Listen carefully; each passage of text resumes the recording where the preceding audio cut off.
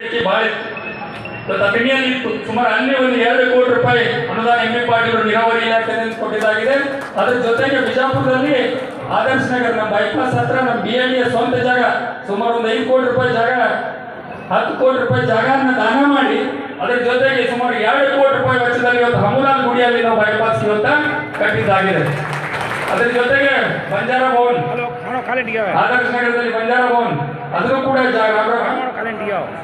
ರಾಮರಾವ್ ಮಹಾರಾಜರ ಹೆಸರನ್ನಿಟ್ಟು ಅವ್ರ ಹೆಸರಿನಲ್ಲಿ ಅಲ್ಲಿ ಜಾಗ ಸ್ವಂತ ಜಾಗಕ್ಕೆ ಒಂದು 65 ಲಕ್ಷ ರೂಪಾಯಿ ಕೊಟ್ಟು ಅಲ್ಲಿ ಸಮುದಾಯ ಕೈಲಿಂದ ಕೊಟ್ಟು ಮತ್ತು ಸಮುದಾಯ ಭವನ ಅಂತ ರಾಮರಾವ್ ಮಹಾರಾಜ ಹೆಸರಲ್ಲಿ ಒಂದು ಸಮುದಾಯ ಭವನ ಇಲ್ಲ ಅಂತ ಹೇಳಿ ಅದನ್ನು ಕೂಡ ಮಾಡಬೇಕಂತ ಅನೇಕ ಈ ಮಾತು ಯಾಕೆ ಹೇಳಾಕತ್ತೀನಪ್ಪ ಅಂದ್ರೆ ಈಗ ನಮ್ಮ ಇವ್ರು ಹೇಳಿದ್ರು ಸರ್ಕಾರದ ಆಶೀರ್ವಾದ ಬೇಕು ನಮ್ಮ ಬಂಜಾರ ಸಮಾಜದ ಮೇಲೆ ಅಂತೇಳಿ.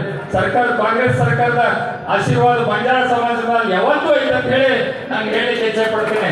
ಇವತ್ತು ಕೂಡ ಬಂಜಾರ ಸಮಾಜದ ನಮ್ಮ ನಿಗಮ ಮಂಡಳಿಯಲ್ಲಿ ನಮ್ಮ ಕಾಂತಾ ನಾಯಕರು ನಮ್ಮ ಜಿಲ್ಲೆಯವ್ರನ್ನ ಈಗ ನಿಗಮ ಮಂಡಳಿಗೆ ಅವ್ರನ್ನ ಕೌಶಲಾಭಿವೃದ್ಧಿ ಅಧ್ಯಕ್ಷರನ್ನಾಗಿ ನಿಗಮದ ಅಧ್ಯಕ್ಷರು ಮಾಡಿದ್ರು.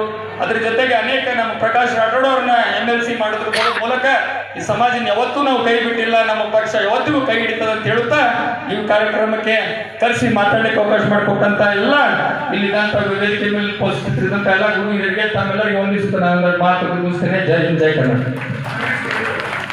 ಧನ್ಯವಾದ ಸನ್ಮಾನ ಶ್ರೀ